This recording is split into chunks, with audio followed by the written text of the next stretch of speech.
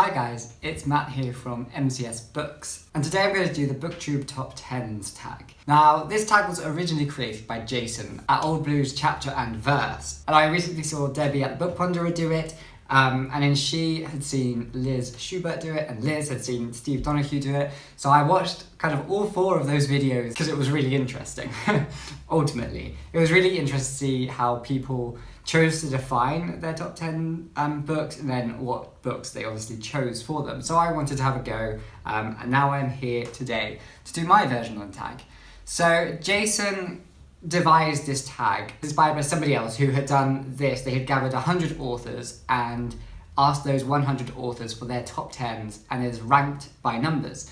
And each number represents a amount of points. So number 1 gives you 10 points, number 10 gives you 1 point. And then he sort of like collectively analysed all of these 100 authors' top 10 books and sort of like discussed the rankings, I guess, of all the books once all the points had been totted up and everything. And Jason wanted to do something similar here with Booktuber's favourite books. So he's created this tag to kind of give us all an opportunity to list our top 10 favourite books, to rank them in order of number 1 to 10, and then he will look at like the points that are given for each book, and he will collate them in some form of spreadsheet, I think, and then we can kind of get like an overview of the rankings and the points of BookTube's top 10 books, which I think is just like really interesting, and I'm excited to kind of see the collation of them, to see whether there is any crossover and whether there are any particular books which are BookTube's favourite books. So yeah, I was really interested by the idea. There are rules for this tag, which I can't remember I remember them, but I can't quite articulate them as well here. But I will write down the rules. I will quickly say that one of the rules does say that you are allowed to choose a series of books. So for example, the Harry Potter books, you can choose the whole series. But other than that, you must choose a standalone book. Like you can't do a whole works of Shakespeare, etc. That sort of stuff. It must be one standalone book. But again, the series thing, I think that's fine. You know, you can choose a whole series if you would like to. However, I wanted to challenge myself a bit more. So I think there are 2 series in my list, but I've chosen just one book from each of those series that I think best represents the series, or I think is my favourite. Yeah, so what's interesting is that you get to kind of define your top 10 list yourself and how you want to choose your top 10 lists. I think, you know, there is a little bit of pressure on BookTube to be reading the sort of highbrow literature, I guess.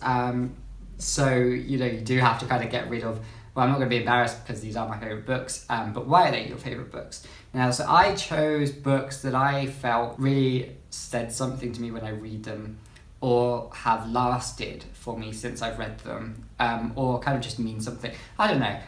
I literally was just like, oh, how do I feel? I looked at my shelves, I kind of picked off the books. And then, similar to Debbie, these books are very much books that are my top 10 now.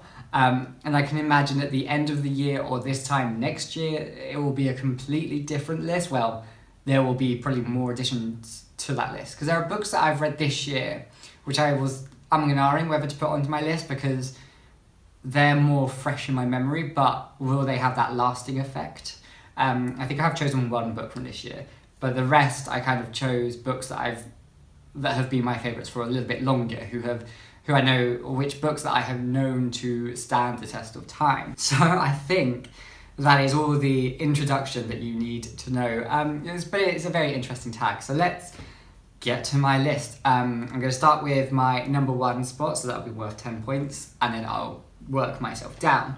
Now, it's probably not going to be a surprise to any of you who have been watching my channel for a long time, but The Secrets of Jin-shei by Alma Alexander is absolutely my all-time favourite book. Will always be number 1, I think. It will be. And you probably know this because I am currently doing the read-along for it. I do just want to say one thing about this read-along. Sorry to plug my own videos here. But if you do want to know a bit more about this book, or you want to see like my discussions of the book, then the discussions that I'm making on Sundays, so my most recent video talking about mother-daughter relationships and womanhood and world building. The first 15 minutes of that video is spoiler free, so if you do want to know a little bit more of this book, you can go watch the first half of that video. I purposely made it spoiler free because I didn't want people to feel excluded from it, but I don't think I was very good at telling people that half of it is spoiler free. So anyway, so if you are interested as to why I love this book, then you can always check that out. So number 2 is my first book, which is from a series, and that's Harry Potter and the Order of the Phoenix. Now, with this book, it's funny because I never actually would have thought that Order of the Phoenix was my favourite book of the Harry Potter series. At least it's the book that I feel means the most within the series, and I always enjoy it. I think for young people reading the Harry Potter series, which a lot of people did, and of course the Harry Potter series means a lot to lots of people, myself included.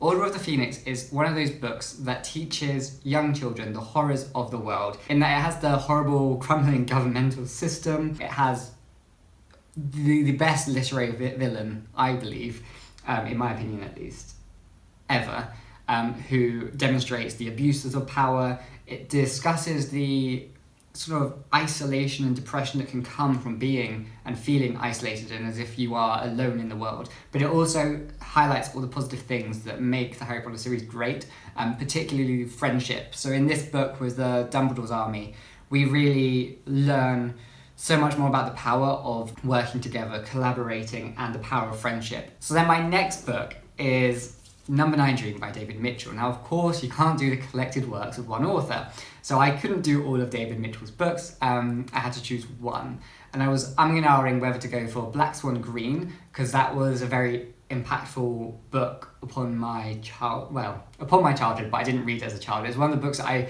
wish I had read as a child because it would have been even more impactful to me. But then I actually went for Number 9 Dream because I love the way that this one is written. I love the style of it, and I love the sort of dual narrative in each part, that kind of one is set in our world and is a very real story, and the other is almost like a fantasy or a dream that's happening alongside. And it's just so well crafted. The story is absolutely brilliant. I love Mitchell's writing. And this one, I think, is Mitchell at his prime. So the next book is the second book from a series, and the series is His Dark Materials, the trilogy by Philip Pullman, and my favourite one is The Amber Spyglass.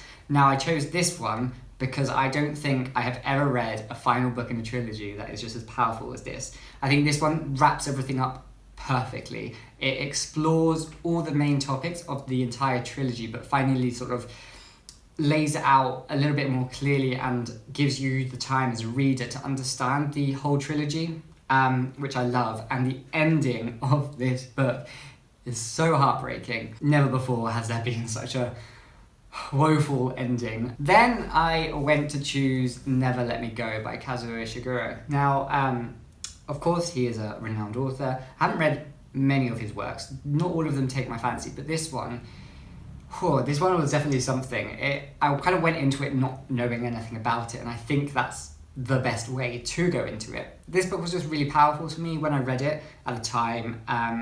I love the sentiment behind it, and this is one of those books that I kind of put into a lot of people's hands because I feel like a lot of people can enjoy it, and a lot of people do enjoy it too. Then the next book is Italo Calvino's Under the Jaguar Sun. Now, this was the book that sort of introduced me to Italo Calvino, and I bought it mostly because of the cover, because it was beautiful, but the premise also sounded really interesting. Now, this book is interesting because it was meant to be a collection of 5 short stories. However, Calvino died before he finished them, so there's only 3 stories in here. They were meant to all be about the 5 senses, with a focus on each one. So of course, in this one we only have 3, and we have taste, hearing, and smell. And they are explored in absolutely fascinating ways. Each story literally only focuses on that sense, and you don't even realise it until you've almost finished, but it is just so well written. It completely took me by surprise. Yeah, it just means a lot to me, and I think this is just a real demonstration of really great writing, and it's something that kind of inspires me in my writing. So the next book, number 7, is Death in Spring by Merce Rodoreda. Now, if you've been on my channel recently, you know how much this book means to me. Absolutely loved it. It was just a really special story, really meaningful story too, and one that I absolutely adored. and probably will do for a long time. So the next book is this one, A General Theory of Oblivion by Jose Eduardo Aguilusa. Now, I wasn't sure. I was umming and ahhing for number 8.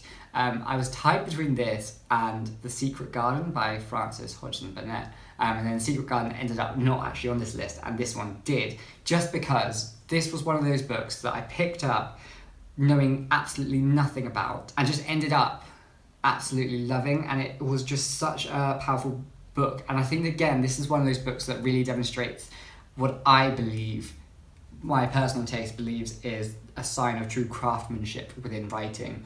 And this kind of ticks a lot of boxes which I didn't know I had in books I enjoyed. This one, yeah, was definitely very meaningful to me when I read it. I think I read it a year or 2 years ago, and loved it. So then the next book isn't the whole book, because I've got Luigi Pirandello's, there's 3 plays in here, but you can only choose 1 play. So I have only chose one play, and that is the title play, 6 Characters in Search of an Author. Again, I have talked about this on my channel. I actually recommended this book, and this play in particular, as a recommendation for writers. This play was just wonderful. If you haven't read it, you should read it. 6 Characters in Search of an Author. This play was just very special to me. It was very enjoyable. It is a very powerful read, much more so than I was expecting. It starts off a little bit quirky, a little bit funny, but then it kind of like, as the story progresses, it gets so much more meaningful and has so much more depth, and is very emotional towards the end. So definitely this one. And then finally, number 10. Again, this was one of those spots that I found really hard to choose between. I had 2 books that I was umming and ahhing about.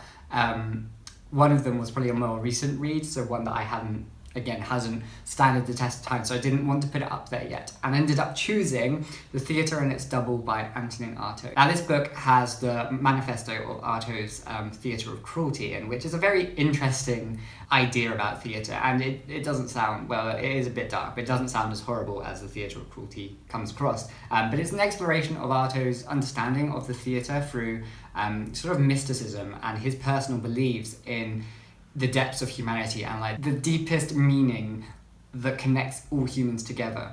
There is a very interesting treatise that he has done on sort of Balinese theatre, and then the like Oriental versus Occidental theatre. And Artaud as a person, I was going to say a character, as a historic person, is very interesting. He sort of led me into my interest in the Surrealists and a lot of other contemporary artists, to Artaud, and it definitely influenced me in kind of my interest in art and theatre in particular. And this was the book that kind of, I think, cinched my place at the University of York in my interview, because I spoke about it a lot and had a really great discussion with the professor who was interviewing me. So yeah, this one, I'm fascinated by Artaud, fascinated by this book, and fascinated by his manifesto. They are all the books from number 1 to number 10. So I will tag some people because I'm keen to see your perspectives. So the first person I tag is Kelsey. Now, Kelsey is new to BookTube, so if you're watching this, you should go and check out her channel. I found her on Alex from What Page Are You On's channel when she did the mid-year check-in tag with him, and now since then she has made up her own channel, and she is a professional librarian, so it's going to be really interesting to see what her top 10 books are. I'll also choose Alex from What Page Are You On because I think he'll have a really interesting take on this tag, and he has done something similar